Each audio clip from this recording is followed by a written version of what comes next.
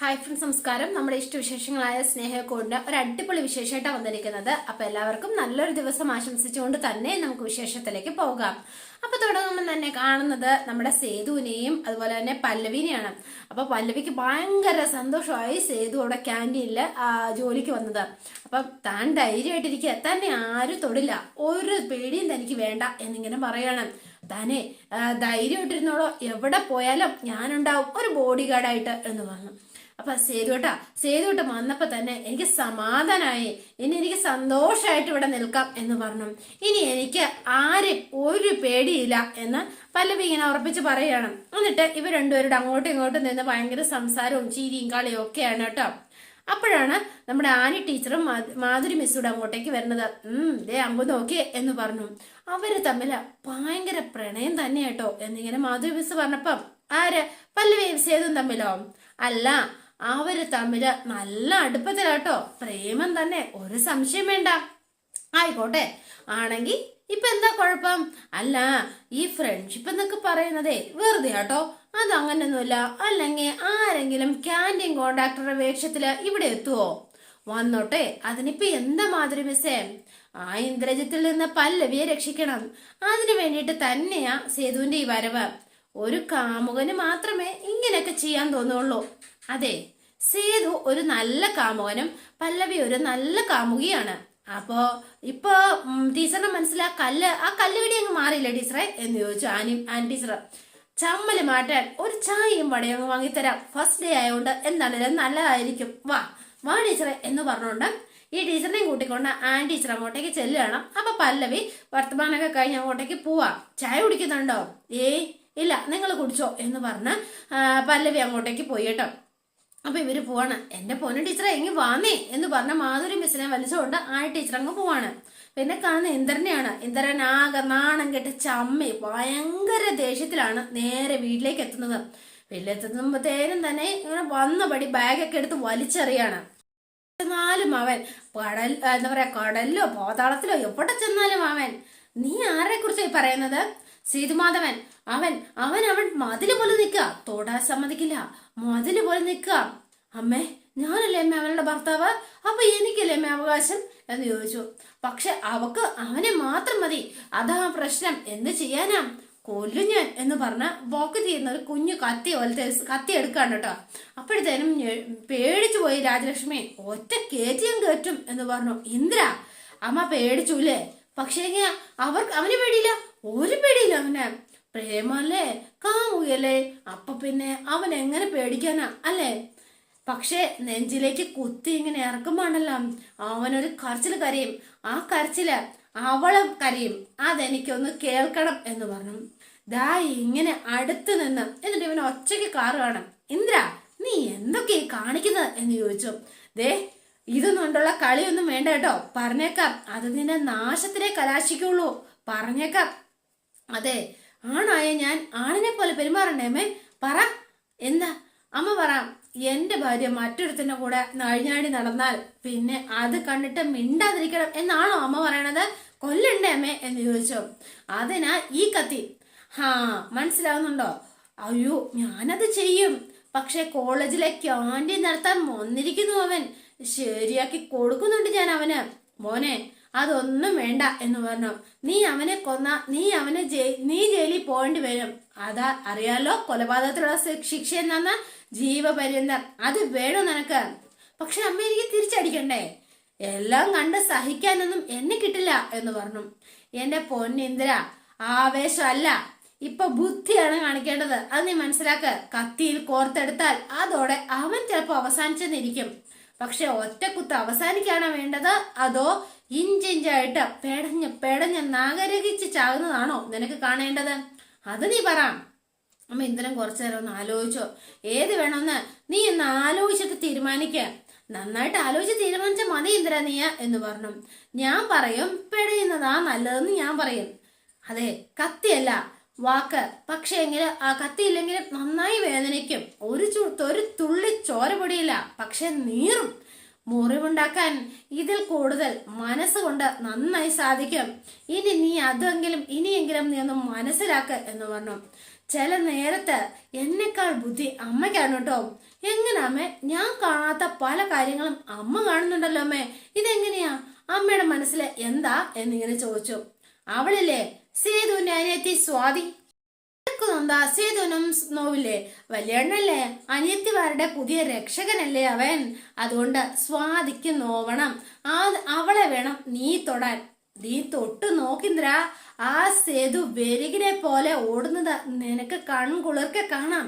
അപ്പൊ വേഗം ഇവൻ കത്തി പടക്കി പോക്കറ്റിലേക്ക് വെച്ചു. വീണ്ടും വേഗം. ഇന്ദ്രന് ആശ്വാസമായി. ഞാനിത് എന്തുകൊണ്ട് ആലോചിച്ചില്ലമ്മേ? എന്തുകൊണ്ടാണ് എനിക്ക് ചിന്തിക്കാൻ പറ്റാഞ്ഞത്? സ്വാതി അത് വെറും ഈസിയുള്ള കേസാ. ഞാൻ വിചാരിച്ചാലാ പലതും നടക്കും.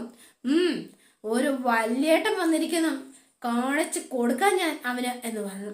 അപ്പം സ്വാതിയെ ഒരു പമ്പരം പോലെ ഈ ഉള്ളങ്കയിലിട്ട് ഞാൻ കറക്കും. എന്നിട്ട് അവൻ എന്ത് ചെയ്യാൻ പറ്റുമെന്ന് ഞാനൊന്ന് നോക്കട്ടെ. ഒരു ക്യാൻറ്റീൻ കോൺട്രാക്ടർ വന്നിരിക്കുന്നു ഭൂ എന്ന് പറഞ്ഞുകൊണ്ട് ഇങ്ങനെ നിൽക്കുകയാണ് ഇന്ദ്രൻ. എന്നിട്ട് ഇവൻ അകത്തേക്ക് കയറിപ്പോയി. അപ്പൊ രാജലക്ഷ്മിക്കും ഒരാശ്വാസം. ഓ ഭാഗ്യം, ഇല്ലെങ്കിൽ ഇവൻ കൊലയാളി ആയാലോ. പിന്നെ കാണുന്നത് പൂർണിമാമേനെയും കുറുപ്പ് സാറിനെയാണ്. അപ്പൊ രണ്ടുപേരും ഒരാളെ വെയിറ്റ് ചെയ്ത് ഇങ്ങനെ ഇരിക്കുകയാണ്. അപ്പൊ അതേണ്ട വണ്ടി അങ്ങോട്ടേക്ക് വന്നു കേട്ടോ. അപ്പം പെട്ടെന്ന് തന്നെ പൂർണിമാമ മോളെ തിരുമേനി എത്തി എന്ന് പറഞ്ഞു. അപ്പൊ അതെ തിരുമേനിയാണ് എത്തിയിരിക്കുന്നത്. ആള് നേരെ അങ്ങോട്ടേക്ക് ഇറങ്ങി വന്നു. ഭയങ്കര സന്തോഷത്തിലാട്ടോ ആള് വരുന്നത്. അപ്പൊ പൂർണിമാമ ചെന്നു. നമ്മുടെ അച്ചുണ്ട്, എല്ലാവരും ഉണ്ട്. നമസ്കാരം. വന്നാട്ടെ തിരുമേനി, വരണം വരണം എന്ന് കുറെ നാളായി ഞാൻ ആലോചിക്കണോ, പക്ഷെ സമയാവണ്ടേ. പക്ഷെ ഇന്നാ ഒരു നിയോഗം. തിരുമേനി മാധവേട്ടനുള്ളപ്പോ ഇല്ലത്തെ ഞാൻ ഒരിക്കൽ വന്നിട്ടുണ്ട്. ഞാൻ ഓർക്കണുണ്ട്. അദ്ദേഹം ജ്യോതിഷം മാത്രം നോക്കാൻ വരുന്ന ആളല്ലല്ലോ. അദ്ദേഹം എൻ്റെ ഒരു കൂടപ്പിറപ്പിന് തുല്യമായിരുന്നു. എന്താ പറയാ, മാധവ സാറിന്റെ മരണം അറിഞ്ഞപ്പോ തിരുമേനി ഉടുപ്പിലാണ് ഒരു തീർത്ഥയാത്ര. എന്താ ചെയ്യുക, ഭരിക്കേണ്ട പ്രായമല്ലല്ലോ, എല്ലാം വീതി, അങ്ങനെ വരുതാം. അപ്പം തിരുമേനി അകത്തേക്ക് വരൂ എന്ന് പറഞ്ഞ പൂർണിമാമ ഇവരെ അകത്തേക്ക് ക്ഷണിക്കുകയാണ് കേട്ടോ. അപ്പൊ ഇദ്ദേഹം അകത്തേക്ക് കയറാൻ നേരത്ത് അമ്മർത്ത് ഒരു വിളക്ക് കത്തിച്ചു വെച്ചിരുന്നു. ആ വിളക്ക് അങ്ങ് അണഞ്ഞു കേട്ടോ. അപ്പൊ ഇത് കണ്ടപ്പോ തന്നെ ഈശ്വര, എല്ലാം ഒരു ദുർനിമിത്താണല്ലോ എന്ന് വിചാരിച്ച തിരുമേനി നേരെ അകത്തേക്ക് പോവാണ് കേട്ടോ. വിളക്ക് കെട്ടു, നേരെ ചെന്നു. നേരെ എന്നിട്ട് ഇരുന്നാട്ടെ, എന്താ കുടിക്കാൻ എന്നിങ്ങനെ ചോദിച്ചപ്പോഴത്തേനും ഇപ്പൊ ഒന്നും വേണ്ട, ഇടനേരങ്ങളിൽ തൽക്കാലം ഒന്നും പതിവില്ല. എന്താ തിരുമേനി ഇരുന്നാട്ടെ. സാധാരണ അവ്യക്തതയിൽ നിന്ന് വ്യക്തതയിലേക്കുള്ള യാത്രയാണ് ധ്യാനം എന്ന് പറയുന്നത്. വ്യക്തതയിൽ നിന്ന് അവ്യക്തതയിലേക്കുള്ള തിരിച്ചുപോക്കാണ് മരണം എന്നല്ലേ പറയണത്. കഴിഞ്ഞ ദിവസം മാധവനെ ഞാൻ സ്വപ്നം കാണുകയുണ്ടായി. പക്ഷെ ഞാനത് സാധാരണ പതിവുള്ളതല്ല. പക്ഷെ ഇങ്ങനെ സ്വപ്നത്തിൽ മാധവൻ കരയുകയുണ്ടായി. എന്താ അതിന്റെ അർത്ഥം? എന്തൊക്കെയോ ഒരു അനർത്ഥങ്ങൾ ഞാൻ കാണുന്നു എന്ന് പറഞ്ഞു കേട്ടോ. അപ്പൊ എന്തോ പൂർണിമയ്ക്കും അച്ഛനും ഒക്കെ അഹിതമായിട്ട് എന്തോ ഒന്ന് സംഭവിച്ചിരിക്കുന്നു എന്ന് തോന്നൽ. എന്താന്ന് അറിയണമല്ലോ, അതിനു വേണ്ടിയിട്ടാ വന്നത് എന്ന് പറഞ്ഞു. കുഴഞ്ഞു വീണു മരിച്ചു അല്ലേ എന്ന് ചോദിച്ചു. അതെ, അങ്ങനെ ആശുപത്രി കൊണ്ടുപോയി. പക്ഷെ അവിടെ വെച്ചാ മരിച്ചത്. അത് നമ്മൾ മനസ്സിലാക്കിയ കഥ അതല്ലേ, അതാവണമെന്നില്ലല്ലോ സത്യം. അപ്പൊ ഒന്ന് ഞെട്ടിപ്പോയി കേട്ടോ പൂർണിമാമയും കുറുപ്പ് സാറും ഒക്കെ. ഇതെന്താ തിരുമേനി ഇങ്ങനെ പറയണത്? ദുർനിമിത്തങ്ങൾ ഒരുപാട് കാണുന്നുണ്ട്. അതെ, വന്നു കയറിയപ്പോ കണ്ടില്ലേ ഉമ്മറത്ത് വെച്ചിരുന്ന വിളക്ക് അതുപോലും അണഞ്ഞു പോയിരിക്കണോ. അപ്പോ അപശകുനമാണ് എന്ന് തിരുമേനി ഇങ്ങനെ പറഞ്ഞു. രാശി വെക്കണം എന്നാ എന്റെ മനസ്സ് പറയണത്. രാമ ഇവിടെ വെക്കുക എന്ന് പറഞ്ഞു. അപ്പൊ കൂടെ ഉണ്ടായിരുന്ന ആളാണ് രാമൻ. അപ്പൊ രാമൻ എന്താ പറയാ, പലക കൊണ്ട് വെച്ചു, രാശി പലക. എന്നിട്ട് തിരുമേനി രാശി ഇങ്ങനെ നോക്കാണ്. അപ്പൊ ഓരോന്നോരോന്നായിട്ട് ഇങ്ങനെ നോക്കുന്നു. പൂർണിമയുടെ ചോദിക്കുകയാണ്, പൂർണിമയുടെ നക്ഷത്രം ഏതാ എന്ന് ചോദിച്ചപ്പം അവിട്ടം എന്ന് പറഞ്ഞു. മാധവേണ്ണ വേണ്ടേ? വേണ്ട, പറയണമെന്നില്ല, അറിയാം, പ്രാർത്ഥിച്ചോളൂ എന്ന് പറഞ്ഞു ഇദ്ദേഹം. അപ്പൊ ഇദ്ദേഹം എന്താ പറയാ, പലകയില് എല്ലാ കബഡിയൊക്കെ നിരത്തി എല്ലാം നോക്കുകയാണ്. നോക്കി കഴിഞ്ഞിട്ട് പ്രശ്നമാണല്ലോ കാണുന്നത് എന്ന് പറഞ്ഞു. എന്തോ ഒരു പുകമറ തെളിഞ്ഞു നിൽക്കുന്നുണ്ട് ഈ കുടുംബത്തിന് ചുറ്റും. അത് നീങ്ങണം, എങ്കിലേ എല്ലാം ശരിയാകൂ. മരണത്തില് എന്തൊക്കെയോ ഒരു ദുരൂഹതകൾ ഉണ്ട് എന്ന് പറഞ്ഞു. അവരിങ്ങനെ ആലോചിക്കുകയാണ്. പ്രശ്നരാശി അതാണ് പറയുന്നത്. ഇനി എന്താ പറയേണ്ടത് എനിക്കറിയില്ല. വ്യാഴം 12-ല്, പിന്നെ ശനിയും ചൊവ്വയും നീചത്തിലാണ് നിൽക്കുന്നത്. ആത്മാവിന്റെ കാര്യങ്ങളായ സൂര്യൻ 12-ൽ മറയുകയും ചെയ്തിരിക്കണം. ധാരാളം അനിഷ്ടങ്ങൾ ഒളിഞ്ഞിരിപ്പുണ്ട് എന്ന് പറഞ്ഞു. അപ്പൊ എല്ലാവരും ഇങ്ങനെ പേടിച്ചു കേട്ടോ. അല്ല, ഇവിടെ ഒരു കല്യാണം നടക്കാൻ പോവാ തിരുമേനി എന്ന് പറഞ്ഞു കുറുപ്പേട്ടൻ. ദാ ഈ മോളുടെയാണ് എന്ന് പറഞ്ഞു. ഓക്കെ, ശരി ശരി, എന്നാ ഒരു കാര്യം ജാതകം നോക്കിയോ? ഉവ്വ് നോക്കിയിരുന്നു. രണ്ടാളുടെയും തലക്കുറി ഒന്ന് എടുക്കുക, ഒന്നുകൂടി ഒന്ന് നോക്കിക്കളയാം ഒരു സമാധാനത്തിന്. മോളുടെ എവിടെയുണ്ട്? പയ്യന്റെ അവരുടെ കയ്യിലാ, ഒന്ന് എത്തിക്കാൻ പറ്റുമോ? വരുത്താം, നാം കാത്തിരിക്കാം, നമുക്ക് തിരക്കില്ല. അപ്പൊ വേഗം തന്നെ കുറുപ്പേട്ട പ്രതാപനെ ഒന്ന് വിളിച്ചു പറയൂ എന്ന് പറഞ്ഞു. അപ്പൊ പ്രതാപനെ വിളിച്ച് കുറുപ്പേട്ടൻ ആ ജാതകം, നിഖിലിന്റെ ജാതകമായിട്ട് വരാനായിട്ട് പറയുകയാണ് കേട്ടോ. അപ്പം ആളാകെ ടെൻഷനിലായി, വല്ലാത്തൊരു ടെൻഷനിൽ ഇങ്ങനെ നിൽക്കുകയാണ് പ്രതാപൻ. അപ്പൊ പത്മിനി ആ ജാതകക്കുറിപ്പ് എടുത്ത് കൂടെ കൊടുക്കുകയാണ്. ദാ എന്ന് പറഞ്ഞപ്പോ തന്നെ പ്രതാപൻ ഞെട്ടി. എന്താ അവരെന്തിനായിരിക്കും വീണ്ടും ജാതകം ചോദിച്ചത്? അത് എടി, എനിക്ക് അതാ മനസ്സിലാവാത്തത്. ഇനി നമ്മൾ കാണിച്ച കള്ളത്തരമൊക്കെ അവര് തിരിച്ചറിഞ്ഞാണോ? എങ്കിൽ പിന്നെ ഈ കല്യാണം നടക്കുക പോലുമില്ല. എടി, കരുനാക്ക് വളച്ച് പറയില്ലേ പത്മേ, നീ എന്തൊക്കെയാ? ഈ കല്യാണം നടക്കേണ്ടത് എന്റെ ആവശ്യമാണ്, എന്റെ മാത്രം. അതുകൊണ്ട് നിഖിലിന്റെ ശരിക്കുള്ള ജാതകം മാറ്റി കള്ള ജാതകം എഴുതി ഉണ്ടാക്കിച്ചത് മനസ്സിലായോ നിനക്ക്? അങ്ങനെ ഒരു ജാതകം ഉണ്ടാക്കിയതുകൊണ്ടാണല്ലോ ഈ കല്യാണം ഉറച്ചത്. എന്തായാലും ഒരു പേടിയുണ്ട്. എങ്കിൽ പിന്നെ പോകണ്ടാന്ന് വെക്ക, ജാതകം കാണില്ല എന്ന് അറിയിച്ചാ പോരെ. എടി, കൂടുതൽ അത് പ്രശ്നമാകത്തേ ഉള്ളൂ. ഇപ്പൊ പോയില്ലെങ്കിൽ വെറുതെ എന്തിനാ ഒരു സംശയത്തിന് നിഴൽ കൊടുക്കുന്നത് എന്ന് ചോദിച്ച സ്ഥിതിക്ക് എന്തായാലും രണ്ടും കൽപ്പിച്ച് ഞാനങ്ങ് കൊടുക്കാം, വരുന്നത് പോലെ വരട്ടെ എന്ന് പറഞ്ഞു. അല്ലാതെ ഇപ്പൊ എനിക്ക് മരിക്കാൻ പറ്റുമോ എന്ന് ചോദിച്ച പ്രതാപൻ ഈ ജാതകമായിട്ട് അങ്ങോട്ടേക്ക് പോവാണ് കേട്ടോ. അപ്പൊ തിരുമേനി ധ്യാനത്തിലാണ്. ഈ സമയത്ത് പ്രതാപൻ വന്നു. പ്രതാപനെ കണ്ടപ്പോ തന്നെ ആൾക്ക് മനസ്സിലായി ഇത് മൊത്തത്തിലെ ഫ്രോഡാണ്, ഇവനാണ് എല്ലാത്തിനും കാരണം. ഇവൻ അകത്തേക്ക് കയറി ഇങ്ങനെ വരികയും വിളക്ക് കെടുകയും ഒക്കെ ഒരുമിച്ചായിരുന്നു കേട്ടോ. ഇത് കണ്ടപ്പോഴത്തേനും തന്നെ പ്രതാപൻ രണ്ടും കണക്ക് കൂട്ടി തന്നെയാണ് വന്നിരിക്കുന്നത്.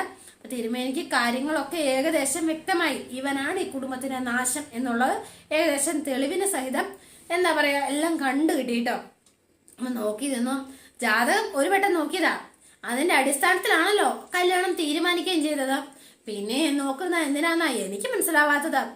അപ്പൊ കൈപ്പകശ്ശേരി ഗോവിന്ദൻ നമ്പൂതിരിയെ അറിയില്ലേ പ്രതാപന്?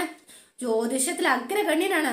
ഇവിടെ വരെ വന്നപ്പോ രണ്ടുപേരുടെയും ജാതകം ഒന്ന് കാണണം എന്ന് പറഞ്ഞു. അതിനു വേണ്ടിയിട്ടാ വിളിപ്പിച്ചത്. പിന്നെ തിരുമേനി നോക്കി പറഞ്ഞൊന്നും ഇതുവരെ തെറ്റിയിട്ടില്ല എന്നൊക്കെ പറയുന്നേ ഒരു തരം അന്ധവിശ്വാസമാ. ഞങ്ങൾക്ക് വിശ്വാസമുണ്ട് എന്ന് പറഞ്ഞു പൂർണിമ. ആയിക്കോട്ടെ, ദാ നിഖിലിന്റെ ജാതകം ഇത് ഇവിടെയുണ്ട്, ദാ കൊടുത്തേരെ എന്ന് പറഞ്ഞ ഇവൻ ഇങ്ങനെ അലക്ഷ്യമായിട്ട് ഇങ്ങനെ നീട്ടിയിട്ടോ. അപ്പോഴേക്കും കൈന്ന് ജാതകം നേരെ നിലത്തേക്കാണ് വീണത്. തിരുമേനിയുടെ കയ്യിലേക്ക് കിട്ടിയില്ല. അപ്പത്തേനും തന്നെ തിരുമേനി ജാതകം കൈമാറുമ്പോ നിലത്ത് വീഴുക ഒട്ടും അത്ര ശുഭകരമൊന്നും അല്ല എന്ന് പറഞ്ഞു. കുഴപ്പം എന്തെങ്കിലും? എന്ത് കുഴപ്പം? ഒരു കുഴപ്പമില്ല, അത് താനല്ല തീരുമാനിക്കേണ്ടത് എന്ന് പറഞ്ഞു. പ്രതാപം മിണ്ടാതെ നിൽക്കാണ്. ഈ സമയത്താണ് സേതുവും പല്ലവിയും കൂടി അങ്ങോട്ടേക്ക് വരണം കേട്ടോ. അപ്പൊ അവര് വന്നു കഴിഞ്ഞപ്പോഴത്തേനും വേഗം തിരുമേനിയെ കണ്ടു. എത്തിയല്ലോ, അടിപൊളി. കാമുകനും കാമുകയും എത്തിയല്ലോ. ദേ ഭർത്താവിനെ ഉപേക്ഷിച്ചിട്ട് കുളിച്ചോടി വന്ന് താമസിക്കുക ലക്ഷ്മണന്റെ കൂടത്തില് ഇതുകൂടെ പെടുവല്ലോ അല്ലേ തിരുമേനി? മിണ്ടാതിരിക്കോ? വാചാലത അത്ര നല്ലതല്ല.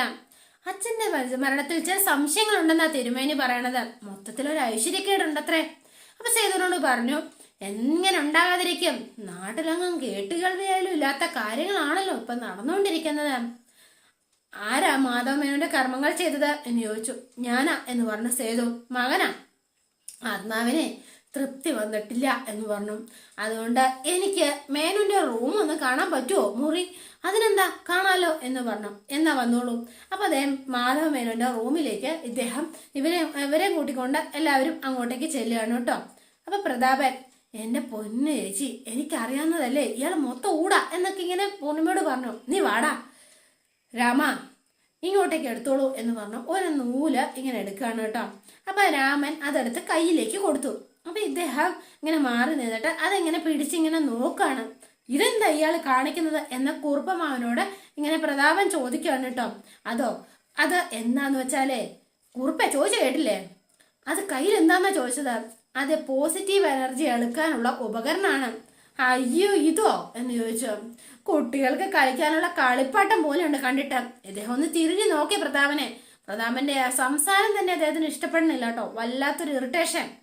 ഇവിടെ അനുകൂലോർജം എന്ന് പറയുന്നത് കുറവാണ്. മനസ്സിനും ശരീരത്തിനും ക്ഷീണമാകുന്ന വായുവാ കൂടുതൽ.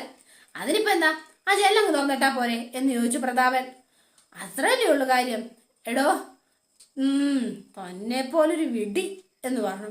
അപ്പൊ ഒന്നും മിണ്ടിയില്ല. ഇദ്ദേഹത്തിന് മനസ്സിലായി ഇയാളോട് പറഞ്ഞിട്ട് ഒരു കാര്യമില്ലാന്ന്. അപ്പം ഇടയ്ക്ക് ഇങ്ങനെ സേതുവിനെ നോക്കുന്നുണ്ട് കേട്ടോ. സേതുവിനും കാര്യം മനസ്സിലായി ഇവനാണ് ഈ പ്രശ്നം എന്നുള്ളത്. എന്നിട്ട് നേരെ മാധവ് മേനോന്റെ ഫോട്ടോയിൽ കുറച്ചു നേരം ഇങ്ങനെ നോക്കിയിരുന്നു. പരിഹാരങ്ങളൊക്കെ ചെയ്യേണ്ടി വരും, അത് ചാർട്ട് നാം എഴുതി തരാം എന്ന് പറഞ്ഞു. ചെയ്യാം എന്ന് പറഞ്ഞ് ഇദ്ദേഹം പുറത്തേക്ക് ഇറങ്ങിയ സമയത്ത് പെട്ടെന്ന് തന്നെ മാധവന്റെ ഫോട്ടോ നേരെ താഴേക്ക് വീഴുകയാണ്. ഇത് കണ്ടപ്പോഴത്തേനും അയ്യോ എന്ന് പ്രതാപൻ അറിയാതെ നിലവിളിച്ചു പോയിട്ടോ. ആദ്യം പ്രതാപനാണ് നിലവിളിക്കുന്നത്. അപ്പം തിരുമേനി തിരിഞ്ഞായിട്ട് മൊത്തം അനർത്ഥങ്ങളാണ്, മൊത്തം ഒരു നിഗൂഢതകൾ എന്ന് പറഞ്ഞു. അപ്പൊ ഈ പല്ലവി ഇങ്ങനെ നോക്കാറുണ്ടോ ഈ പ്രതാപന്, എന്തോ ഒരു ഇത്.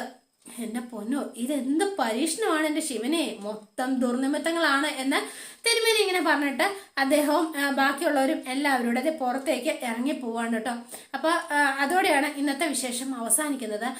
നാളത്തെ വിശേഷം ഇതിലും ഗംഭീരമാണ്. അപ്പൊ ഇനി പ്രതാപന്റെ കാര്യത്തില് തീരുമാനമാവുകയാണ് കേട്ടോ. അപ്പൊ എല്ലാവരും വെയിറ്റ് ചെയ്യുക. ഇഷ്ടപ്പെട്ടുവെങ്കിൽ ലൈക്ക് ചെയ്യുക, ഷെയർ ചെയ്യുക, തൊട്ടടുത്ത ആ ബെൽ ബട്ടൺ കൂടെ ഒന്ന് ഞെക്കുകയാണെങ്കിൽ ഞാൻ ഇടുമ്പോൾ തന്നെ നോട്ടിഫിക്കേഷൻ ലഭിക്കുന്നതായിരിക്കും. പുതുപുത്തൻ വിശേഷമായിട്ട് എത്താം. Bye and see you again.